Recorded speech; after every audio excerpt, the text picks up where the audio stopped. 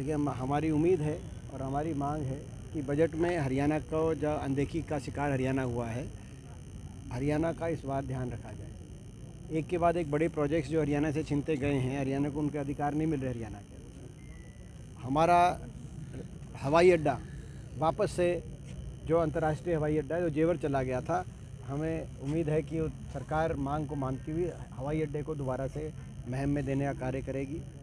Rail coach factory जो गोहाना से स्थानांतरण होकर वाराणसी चली गई, वो रेल कोच फैक्ट्री जो कि जिस रेल कोच फैक्ट्री को भारत के बजट में पारित करवाया था, वो रेल कोच फैक्ट्री वापस आए। एम्स बाड़सा के अंदर जो 11 संस्थान आने थे बड़े बड़े, केवल कैंसर इंस्टीट्यूट जिसका फाउंडेशन डॉक्टर मनमोहन सिंह जी ने रखा था वही बना।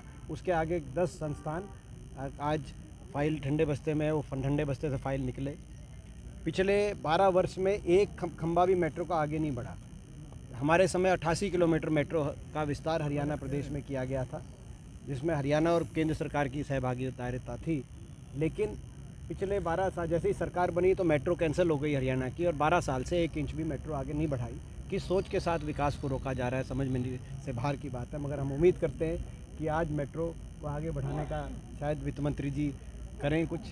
इसके साथ साथ हम उम्मीद करते हैं कि जो कॉमनवेल्थ खेल अभी हो रहे 2030 में, उसमें मेरिट के आधार पर हरियाणा को भी उसमें मेज़बान प्रदेश के रूप में अवसर मिलेगा, ताकि हरियाणा के खेल ढांचे में लाखों करोड़ का निवेश हो, जैसा कि अहमदाबाद के लिए चयनित किया गया।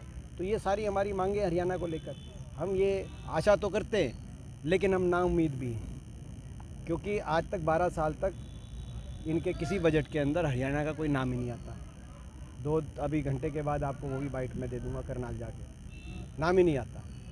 कल मोदी जी कह रहे थे कि ये रिकॉर्ड बना कि 9वीं बार सीतारमन जी बजट पेश कर रही है, बधाई है। लेकिन 9 बार बजट पेश करना बधाई नहीं।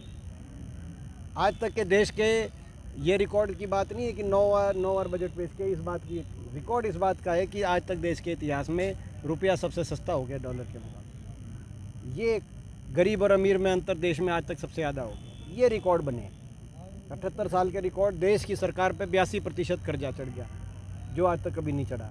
ये एक रिकॉर्ड की बात है। और व्यापार घाटा, आयात निर्यात में फ़र्क, आज तक 78 साल में सबसे निम्नतम स्तर पर व्यापार घाटा पहुंच गया देश में। तो ये सारे जो अर्थव्यवस्था के रिकॉर्ड बनाए हैं, फौज कच्ची हो गई पहली बार देश के 78 साल में, ये भी एक रिकॉर्ड है। तो कई रिकॉर्ड बन रहे हैं इनकी सरकार में। उन रिकॉर्ड्स पे चिंता की जाएगी वित्त मंत्री द्वारा। देश की अर्थव्यवस्था का भी सुधार किया जाएगा, और हरियाणा के नए प्रोजेक्ट्स हम मांग ही नहीं रहे, उम्मीद ही नहीं है। लेकिन जो पुराने मैंने मंजूर कराए थे प्रोजेक्ट हमारी समय की सरकार में, यूपीए सरकार के समय बड़ी मेहनत से मंजूर हुए थे, ये एयरपोर्ट का प्रोजेक्ट, ये रेल कोच फैक्ट्री का प्रोजेक्ट, आप लोग को भी फ़ायदा होता, हमारा प्रदेश आगे जाता। तो मैं समझता हूँ ये प्रोजेक्ट्स की तरफ दोबारा से इनको पुनर्जीवित किया जाए, ये हम आज अपील करते हैं।